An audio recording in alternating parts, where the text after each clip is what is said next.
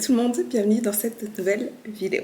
Alors, je n'ai absolument rien planifié pour cette vidéo parce que j'avais même pas prévu de la tourner aujourd'hui, je pensais la faire un jour la semaine prochaine et finalement aujourd'hui on est dimanche, j'ai un peu de temps, je me suis dit autant faire ça maintenant. Donc je voulais en fait vous faire un petit update sur ma reverse diet, où j'en suis, comment je me sens, ma reprise de poids, enfin tout le processus post-show, où j'en suis aussi au niveau de ma, recovery après mon burn-out sportif. Je vous expliquais absolument tout dans ma vidéo précédente, je vous la mets ici en haut si vous voulez aller la voir. D'ailleurs je me souviens même plus trop ce que je vous disais dedans. Mais voilà, je vais juste un petit peu revenir sur ces dernières semaines puisque ma dernière vidéo date d'il y a exactement un mois. Il y a 3 semaines, j'ai décidé d'arrêter de compter mes macros. Donc je vais vous expliquer un petit peu ma décision et comment ça se passe depuis. Donc là j'ai mon fichier de suivi sous les yeux en fait et parce que je sais pas tout par cœur pour pouvoir vous donner un petit peu des données. Donc tout d'abord j'ai commencé ma reverse diet, donc j'ai terminé mes concours à 52 kilos en moyenne. Je vais vous mettre des images sur l'écran, comme ça vous voyez un petit peu le physique correspondant. Et donc j'étais aux États-Unis, je suis rentrée des États-Unis et j'ai fait 1 mois exactement en Suisse à compter mes macros. Mes macros étaient très hauts. Pour commencer une reverse diet, mes macros étaient à 2300... Ouais, 2400 calories. Et durant ce premier mois, j'ai pris seulement 1 kg. Je faisais 53 kilos. Là, je suis partie 4 jours en Italie. Je suis allée aux 5 Terres. Les 2 semaines suivantes, mon poids était à 54, donc j'ai pris 1 kg. Et les 2 semaines d'après, 55 kg. Et c'est là en fait que je vous ai tourné ma vidéo. Je faisais 55 kg et je mangeais 2285 calories exactement. Et donc c'est là en fait que j'ai décidé d'arrêter de compter mes macros et je vais vous expliquer exactement pourquoi. C'est parce que le comptage des macros était devenu plus une source de stress pour moi qu'autre chose et en fait avait plus d'effets négatifs que d'effets positifs. Donc j'ai un petit peu fait la balance entre continuer de compter ou pas et clairement ça penchait plutôt vers le arrêter de compter. L'année passée j'avais déjà il m'était arrivé la même chose en fait, donc après mes concours en 2020, seulement j'ai vraiment essayé pendant plusieurs mois de continuer à compter et au final j'ai pris 12 kilos avant de me dire ok là il faut que je fasse une pause. Et cette année je voulais pas que qu'il arrive la même chose donc j'ai pris les devants, je me suis dit ok là faut que j'arrête maintenant parce que je sens que c'est trop négatif et en gros c'est simplement que j'avais vraiment besoin de retrouver plus de liberté et de m'écouter. Comme je vous ai dit, j'ai commencé ma reverse diet en mangeant beaucoup, 2200 calories. Pour commencer une reverse diet, c'est vraiment énorme, c'est vraiment beaucoup après des concours de body pour moi et en fonction de ma taille, etc. Et en fait, cette année, je sais pas exactement comment l'expliquer, mais j'ai pas cette faim constante et ce besoin absolu de me remplir. J'étais pas totalement affamée après mes concours et donc l'absence de faim extrême et le fait que je mange beaucoup a fait que j'ai une très très bonne relation avec la nourriture et donc j'avais pas la crainte en arrêtant de compter de me goinfrer totalement et de prendre 20 kilos en 2 semaines. Donc tout d'abord voilà, je savais que arrêter de compter ça allait bien se passer et quand je vous dis que compter mes macros était devenu plus négatif que positif, c'était que honnêtement j'avais juste besoin de plus de liberté, j'avais besoin de plus me reconnecter à moi, à mon corps et plus de liberté d'une manière générale, pouvoir cuisiner, pouvoir vraiment faire toutes les recettes que je veux sans devoir trop me prendre la tête à calculer. Alors c'est pas très compliqué mais c'est quand même plus chiant quand on cuisine des recettes et tout de devoir tout compter. J'avais envie aussi beaucoup plus de pouvoir sortir, de pouvoir manger avec ma famille, avec mes amis, de pouvoir me faire un resto sans devoir absolument attendre mon jour libre dans la semaine, etc. Et donc voilà, c'était simplement ce besoin de plus de liberté et de me reconnecter à moi-même avec la confiance que arrêter mes macros, j'allais pouvoir gérer correctement sans partir totalement en couille. Et aussi une dernière chose, c'est que continuer à compter mes macros ces derniers temps, ça me mettait une barrière mentale. Et en fait, des fois, atteindre mes macros, je remplissais mes macros avec des trucs que j'avais pas forcément envie parce que j'avais pas autant faim. Donc par exemple pour atteindre mes glucides, des fois je mangeais des fruits secs juste pour manger des fruits secs.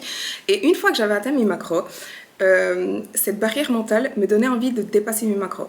Je sais pas trop comment l'expliquer, mais c'était juste un peu, vous savez, comme quand on dit à un gosse, t'oses pas faire ça, bah, il aura encore plus envie de le faire. Et bah, avec les macros, ça me donnait ça un petit peu vers la fin. Et c'est surtout pour ça, en fait, que ça devenait négatif pour moi et que j'avais vraiment envie plutôt de m'écouter et d'écouter ma faim, etc. Voilà, bref. Alors, en éditant cette vidéo, je me suis rendu compte que j'avais oublié de préciser quelque chose qui est assez important, d'expliquer quelque chose. C'est pas parce que j'arrête de compter mes macros qu'il faut vous dire, ah bah, Chloé, elle arrête, je peux aussi arrêter. Il faut savoir que compter ses macros ou bien pratiquer en fait l'alimentation flexible, c'est vraiment un outil. Pour moi, c'est le meilleur outil pour atteindre son objectif, que ce soit prise de masse musculaire, perte de masse grasse, etc. Mais dans mon cas, je peux me permettre d'arrêter de compter et je sais que je vais quand même pouvoir progresser. Pourquoi ? Parce que tout d'abord, mon objectif, c'est de reprendre en masse musculaire. Et pour prendre en masse musculaire, il faut manger assez et manger assez de protéines. Et je sais que au quotidien, même sans compter, je mange bien assez. Moi, je suis quelqu'un qui a tendance à manger très facilement des grosses quantités. Je suis pas du genre à me sous-alimenter quand je compte pas. Donc je mange assez et surtout je mange assez de protéines et surtout je sais comment faire pour manger assez de protéines. Et ça, c'est mon deuxième point. C'est que j'ai pratiqué l'alimentation flexible pendant des années. Au total, je pense avec des pauses un petit peu au milieu, mais je pense que ça fait 7 ans que je pratique l'alimentation flexible et que j'ai vraiment des bases, des connaissances, de l'expérience en ce qui concerne l'alimentation, la nutrition en général. Donc j'ai vraiment des fondations solides, d'habitudes saines en ce qui concerne la nutrition et je sais comment me nourrir. Donc par exemple, naturellement, je vais structurer mes repas et manger des repas tout au long de la journée. Chaque repas contienne toujours tous les macronutriments. Je m'assure toujours de manger en tout cas 20 à 30 grammes de protéines par prise alimentaire. Dès que j'ai un repas, je sais directement en fait, ok, ce repas, il n'y a pas de lipides, donc je vais rajouter un peu d'huile, je vais rajouter des noix, je vais rajouter de l'avocat. Ou bien je sais, ok, je vais aller m'entraîner dans 2 heures, ce repas, j'ai pas assez de glucides, donc je vais rajouter des aliments qui contiennent des glucides. Je m'assure aussi de manger des aliments entiers. Je cuisine quasiment tous mes repas. Donc j'ai vraiment des bonnes habitudes qui sont absolument automatiques et naturelles pour moi.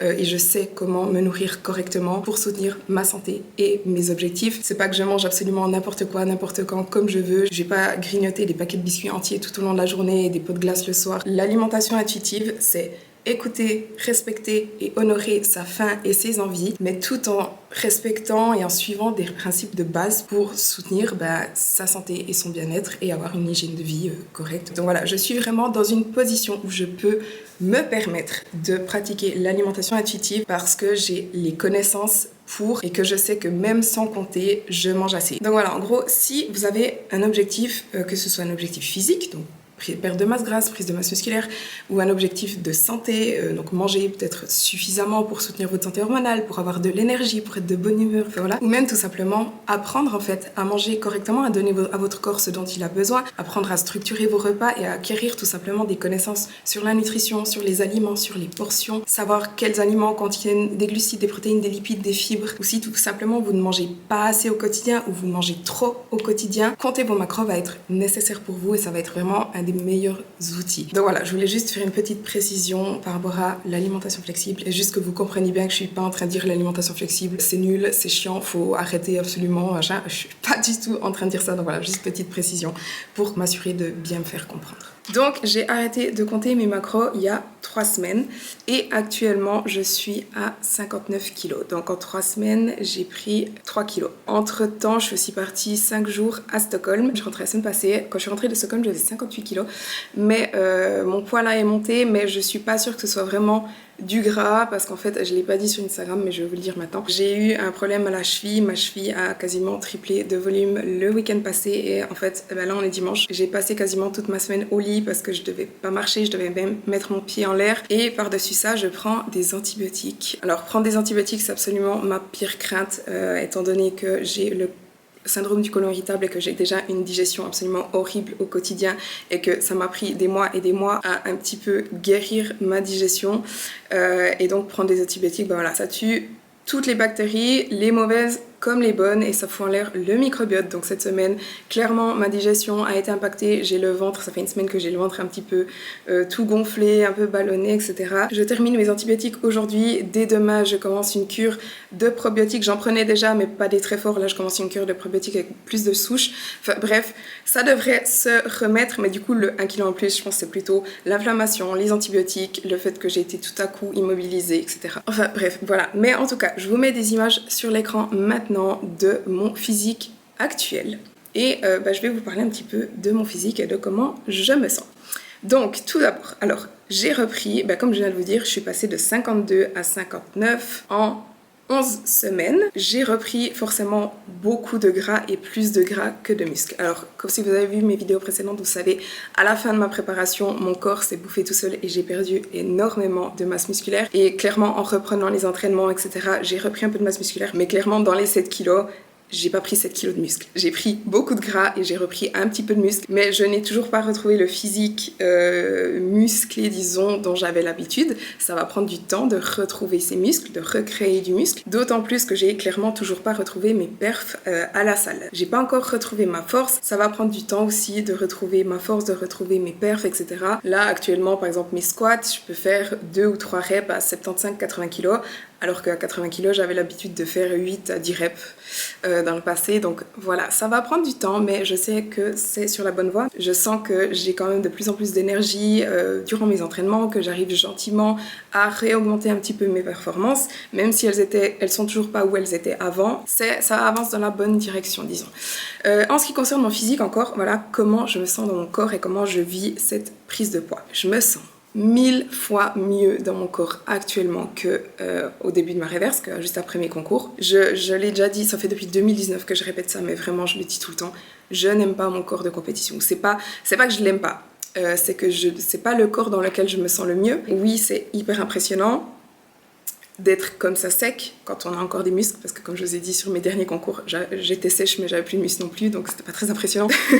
Mais quand on est très sec et très musclé, oui c'est impressionnant, mais encore une fois c'est pas le corps dans lequel je me sens le mieux. Je me sens beaucoup plus à l'aise comme je suis maintenant. Et même si j'ai repris du gras et j'aurais voulu reprendre un peu plus de muscles en même temps, je me sens quand même très bien et je sais qu'en améliorant mes performances à la salle, je vais reprendre le muscle que j'ai perdu et je vais me sentir de mieux en mieux. Mon corps va aussi de plus en plus se stabiliser, etc. Donc voilà, juste vous dire, la prise de poids, honnêtement, je la vis très très bien jusqu'à maintenant. J'ai pas envie de continuer à prendre 1 kg par semaine ces prochaines semaines parce que là, je vais très rapidement prendre du poids. Mais là, il me semble que ça se stabilise bien. Et ma faim, vraiment, ma faim est relativement basse. Je mange 3 repas par jour tout à fait correct, des portions tout à fait raisonnables. Enfin voilà, je mange un peu quand j'ai faim, mais c'est pas des quantités énormes. Et encore un truc par rapport à la prise de poids, c'est que si manger à ma faim et manger normalement et manger pour soutenir les besoins de mon corps et ma santé physique et hormonale me fait prendre du poids, c'est comme ça en fait, tout simplement. Si vivre normalement et manger normalement me fait prendre quelques kilos, so be it. Vous voyez ce que je veux dire? Donc voilà, j'ai tout à fait confiance dans le futur. Maintenant, encore une chose, c'est ma santé physique, ma santé interne. Donc en ce qui concerne ma santé hormonale, tout d'abord, je peux pas exactement vous dire où j'en suis puisque je n'ai pas encore fait de prise de sang. Je vais en faire à la fin du mois, je pense. Il fallait attendre en tout cas 3 mois après la fin de mes concours pour faire vraiment une prise de sang complète. Donc quand je vais faire ça, je vais envoyer tous mes résultats à Victoria, faire une consultation avec elle. Je vous tiendrai au courant des résultats et de ce qu'on met en place, de l'ajustement du protocole. Mais en tout cas, je suis toujours en hypothyroïdie, ça c'est sûr, et je n'ai toujours pas retrouvé mes règles, ce qui n'est pas très étonnant. Et en ce qui concerne mon stress, je continue en fait tout ce que je vous avais dit dans ma vidéo précédente, c'est-à-dire que je mets vraiment à fond l'accent sur la gestion de mon stress et essayer de diminuer le stress qui est ressenti par mon corps, d'autant plus que mon rythme cardiaque est toujours un petit peu élevé au quotidien. J'ai une variabilité de ma fréquence cardiaque qui n'est pas encore super bonne, ce qui veut dire que j'ai pas encore totalement récupéré, et donc je redouble vraiment d'efforts sur ça. Donc je continue avec les exercices de respiration, ma méditation, j'écris beaucoup, je fais beaucoup de journaling, je continue de suivre un cours de yoga par semaine semaine et un cours de pilates par semaine. Je continue aussi mes séances de psy et je suis allée à quelques séances de somatic experiencing et je continue aussi avec ça. Donc voilà, c'est tout des choses qui sont en cours pour essayer de calmer mon système nerveux et de faire en sorte que je récupère et soutenir en fait mes hormones via ces pratiques. Donc voilà, je crois que j'ai fait le tour. Et en ce qui concerne YouTube, j'ai pas encore tout à fait décidé, mais j'ai bien envie de reprendre les vlogs. Donc c'est possible que je recommence les vlogs cette semaine. Donc je vous invite en fait à vous abonner à ma chaîne. Comme ça, vous ne manquerez pas les prochaines vidéos s'il y en a. En tout cas, voilà, j'espère que ce petit update vous a plu. Si vous avez des questions, n'hésitez pas à me les mettre dans les commentaires. N'oubliez pas aussi de me suivre sur Instagram. Mon compte c'est FitByChloé parce que là, je mets des stories absolument à longueur de journée. Je vous donne des updates un petit peu au quotidien. Donc voilà, encore une fois, j'espère que cette vidéo vous a plu. Si c'est le cas, n'oubliez pas de liker la vidéo et de vous abonner à ma chaîne si ce n'est pas encore fait. Et on se voit dans la prochaine vidéo.